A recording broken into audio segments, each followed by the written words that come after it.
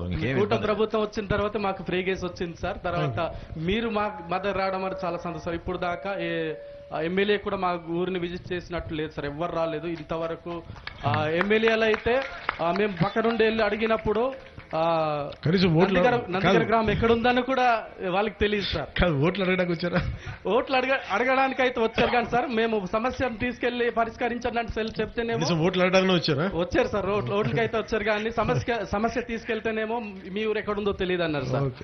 మీరు రావడం చాలా సంతోషం సార్, మేము మీకు చాలా పెద్ద అభిమానం సార్. చాలా థ్యాంక్స్ సార్ మీరు రావడం. మీరు మాట్లాడతారమ్మా?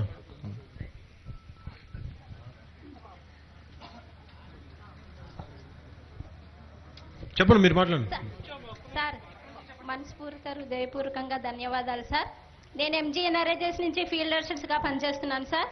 నేను 2008 నుంచి ఇప్పుడు దాకా కొనసాగుతున్నాను సార్. నాకు మా సలుగు పంచాయతీలో మాకు 32 యాప్టేషన్స్ ఉన్నాయి సార్. మాకు 8,000 జీతం మాత్రమే 2008 నుంచి ఇస్తున్నారు సార్. ఇప్పుడుకి వచ్చి మాకు ఎటువంటి ఆదాయం అనేది పెంచలేదు సార్. మేము ఎనీ టైం రోజు ఆన్లైన్లో వర్క్ చేయాలి సార్. కొండలు మీరు ఇప్పుడు మా అంటే మా ఏరియా సైడ్ వచ్చారు కాబట్టి ఇక్కడ ఎంత కొండలు ఉన్నాయన్నది మీకు అర్థమైంది సార్. మేము ఆడవాళ్ళవి, మాకు పెళ్ళయింది, పిల్లలు ఉన్నారు, మాకు ఆ జీతం అనేది సరిపోవట్లేదు సార్. ఎండనక వాననక వర్షం అనక చలి అనక ఉదయాన్నే వెళ్ళిపోయి సాయంత్రం వస్తున్నాం సార్. మా బాధని మా కష్టాన్ని అర్థం చేసుకుంటారని మనస్ఫూర్తిగా కోరుకుంటున్నాను సార్. మీరు చేస్తారని మాకు ఆశ, ఎంతో ఆసక్తితో మొన్నటి నుంచి మేము వర్క్ చేస్తున్నాం సార్. అదేవిధంగా మీరు మిమ్మల్ని సినిమాల్లో చూడడం తప్పకుండా రియల్ గా ఎప్పుడు చూడలేదు. చూడడానికి నిజంగా అలాగే మా బాధని కూడా మా జీతాలు పెంచుతారని ఆశిస్తున్నాను sir. Love you sir. Thank you. Communicate అది 8,000 అమ్మా నమస్కారం. మీ అందరికీ తెలిసే ఉంటుంది, ఎంజీ నరేగా అనేది ఈ నెలాఖరుతో అయిపోతుంది. కొత్తగా జీరామ్జీ స్కీమ్ వస్తుంది.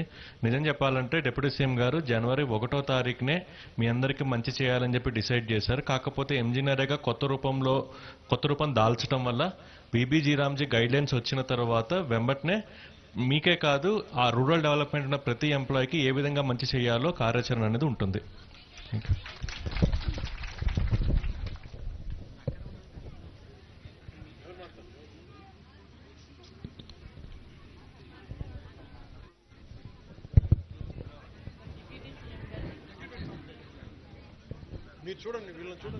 హలో సార్, డిప్యూటీ సీఎం గారికి నమస్తే సార్. నా పేరు కే భారతి సార్. నేను హౌసింగ్ డిపార్ట్మెంట్లోని డిఈఓగా చేస్తున్నాను సార్. మేము 2006 నుంచి జాయిన్ అవ్వాం సార్. మా శాలరీ 3,400 నుంచి స్టార్ట్ అయ్యి ఇప్పటికి 6,400 రూపీస్ ఇస్తున్నారు సార్. చాలా ఇబ్బందిగా ఉంది సార్ మా పరిస్థితి.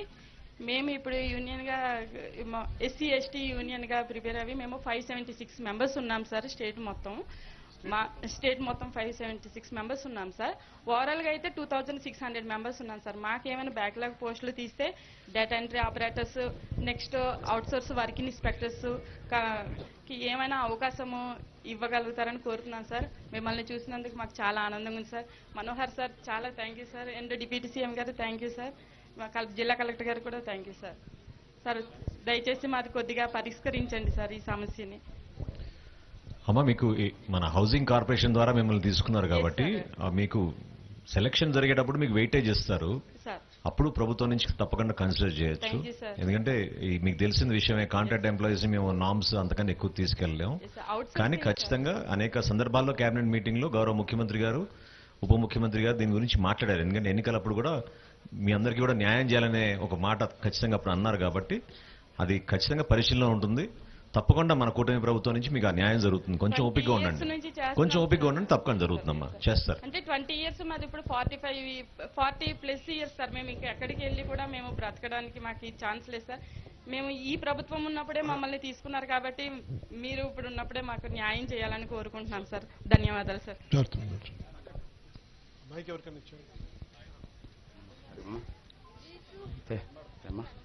కనిపించావు దయచేసి మరి అంత చాలా సుదూర ప్రాంతం నుంచి వచ్చినటువంటి deputy CM Pawan Kalyan sir గారికి ప్రత్యేకమైనటువంటి నమస్కారాలండి. నా పేరు మామిడి బాలరాజు, నందిగరు గ్రామం. నాకైతే 2 కళ్ళు కూడా కనిపించావు. అయినా కూర్చుందామైనా పడుకుందామని కూడా నిద్ర లేనటువంటి పరిస్థితి. ఇది కిన్ను మరి వెన్నుపూస బేక్ అయింది సార్. దానికి ఏంటంటే నాకు మరి వెళ్ళి హాస్పిటల్లో ఉందామైనా మరి కొంచెం ఆర్థికం మరి నా దగ్గర లేదు.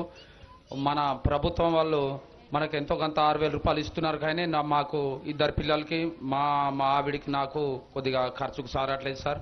అందుకని చాలా ఇబ్బందికరంగా పడుతున్నాను. మీరు వస్తారని ఆశతో ఉదయం నుంచి 7 గంటల నుంచి ఇంత నలిగి కూర్చుంటున్నాను. ఏడవాలో కూడా తెలియదు, పడుకుని ఉండాలో కూడా తెలియదు, నవ్వాలో కూడా తెలియదు. అది పరిస్థితుల్లో ఇక్కడ నలిగిపోతున్నాను ఉదయం నుంచి సైడ్ దగ్గర కూర్చొని. కాకపోతే మీతో మాట్లాడాలి ముఖాముఖాన ఉద్దేశంతో ఇంతవరకు ఇది ఉన్నాను సార్. తర్వాత నాకేంటంటే నా ఇల్లు ఏమొచ్చి రేపిల్లుడు పడిపోయే గోడ అంతా మొత్తం పగిలిపోయింది సార్. చిన్న పెంకుటిల్లు, ఆ ఇల్లు గోడ ఏమైందంటే పగిలిపోయింది.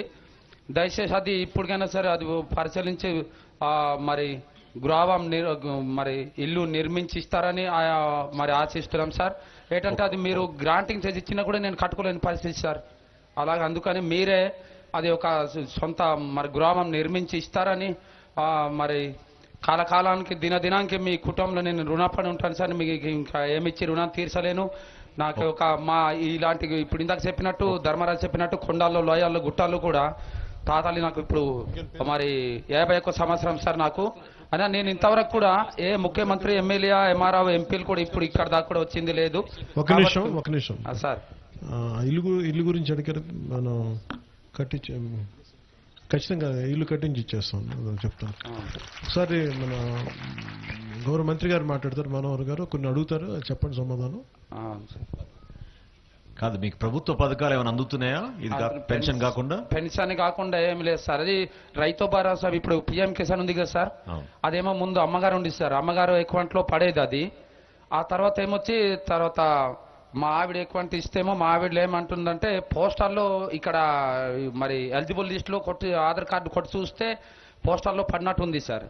అక్కడ వెళ్ళి పోస్టర్లో కానీ ఎక్కడ కానీ నొక్కి చూసినా ఏమి చేసినా ఇక్కడ ఏమి లేదు సార్. నిన్న ఇచ్చిన విడతలో మీ పేరుందా లిస్ట్ లో? మీకు వచ్చిన డబ్బులు మీ ఖాతాలోకి? లేదు సార్, అది చూపించలేదు సార్. మొన్నసారి గత నెలలో వేశారు కదా సార్, అవి చూపిస్తే అవి ఏమి రావట్లేదు సార్. ఇంకేం పథకాలు మీకు ప్రభుత్వం నుంచి అందినాయి? ఇంకా నాకు ప్రభుత్వం నుంచి ఏమి లేదు సార్. అందుకని దయచేసి ప్రభుత్వం మన డిప్యూటీ సీఎం సార్కి కోరుకుంటున్నాను ఏంటంటే చిన్నది నాకు ఏమైనా 35 కిలోల బియ్యం వస్తుందా? లేదు సార్. మీకు కార్డు లేదా? రైస్ కార్డు లేదా? కార్డు ఉంది సార్, 20 కేజీలు ఇస్తున్నారు సార్. 35 కిలోల బియ్యం మీకు ఇవ్వడం లేదా? లేదు సార్. ఓకే, అది ఇప్పుడే డిప్యూటీ సీఎం గారు చెప్పారు, ఇప్పుడే శాంక్షన్ చేద్దాం. అది ఆ తర్వాత ఏమొచ్చి చిన్నది ఎక్కడి నుంచి నేను సాలేకపోయినా మా పిల్లలు మా ఆవిడైనా సరే తెచ్చుకొని ఇది అవుతారు. చిన్నది ఏమైనా మన ప్రభుత్వం నుంచి ఏమైనా కొంచెం సహకరిస్తే చిన్న ఇంత మారుమూల ప్రాంతంలో కూరగాయలు కానీ లేదంటే మిరపకాయలు ఏదో ఒకటి ఇలాంటి వ్యాపారం చేసుకొని దాని ద్వారా నా ఉపాధి కల్పిస్తారని ఆశిస్తూ. డిఆర్ డిపో ఉందా అక్కడ మీకు? డిఆర్ డిపో మరి కొత్తపల్లిలో ఉంది సార్. డిఆర్ డిపో చేస్తారా? మీకు ఇచ్చేస్తాం ఇమీడియట్ గా మీ కుటుంబానికి. డిఆర్ డిపో అంటే నాకు మరి రాయడం అంటే రాస్తారు, ఇవాళ లేరు. కుటుంబంలో ఎవరో ఒకరు నేర్పిస్తారు, కలెక్టర్ గారికి చెప్తాను, ఎవరో ఒకరికి మీ తరఫున నడిపించగలుగుతారు. మీతో పాటు ఎవరిని వచ్చారా? మీతో ఎవరైనా వచ్చారా కుటుంబ సభ్యులు? మా ఆవిడ ఉంది సార్. ఓకే అమ్మ, నమస్కారం. నిల్చు, ఆమెకి ఇవ్వండి మైక్, మాట్లాడమ్మా. నీకు డిఆర్ డిపో ఇస్తే చేసుకుంటారమ్మా మీ కుటుంబం? చేసుకుంటారా? Very good. కలెక్టర్ గారికి చెప్పి డిప్యూటీ సీఎం గారు చెప్పారు, శాంక్షన్ చేద్దాం మీకు, చేసుకోండి.